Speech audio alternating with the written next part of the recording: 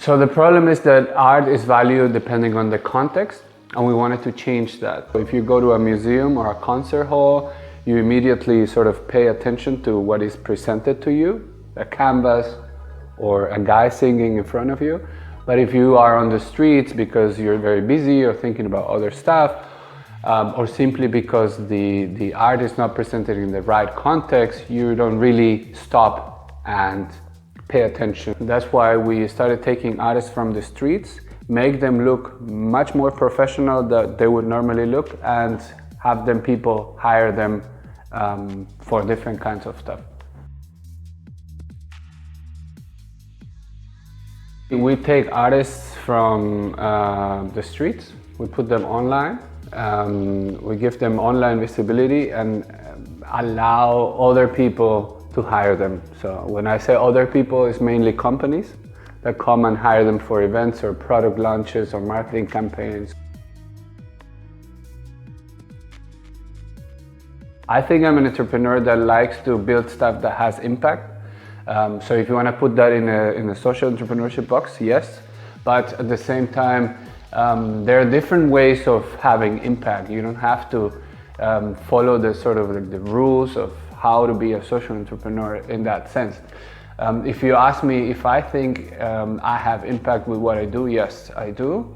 Because we basically give more jobs to independent artists that otherwise they wouldn't have. So we have a lot of artists that get connected with companies like Google, Airbnb, Siemens, Rolls-Royce.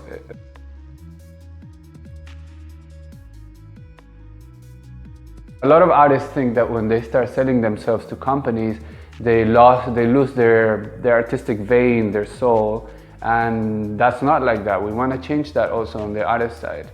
You don't have to sell yourself to work with a brand.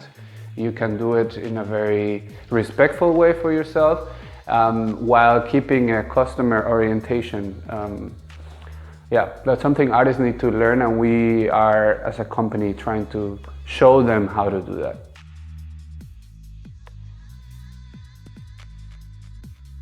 We waited a long time without having a techie, and that made us slower, I would say. Techie, I mean someone that knows how to code. Sorry.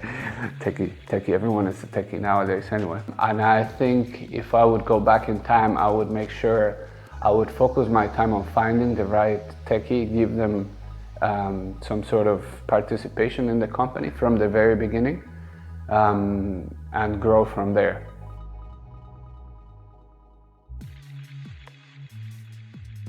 Oh, it's zero fun, zero.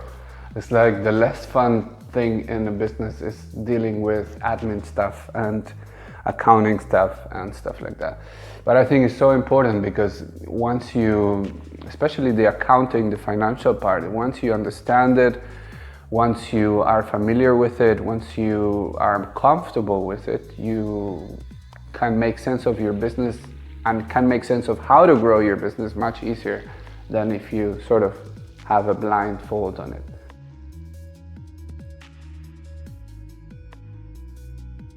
We sort of put everything that we don't want to look at or work on their hands. So eifas basically takes care of the admin, accounting, HR stuff, and we focus on other stuff that help the business grow. So in terms of economics also, it kind of makes sense. It's cost efficient, and the communication between us and them and their team members is pretty smooth.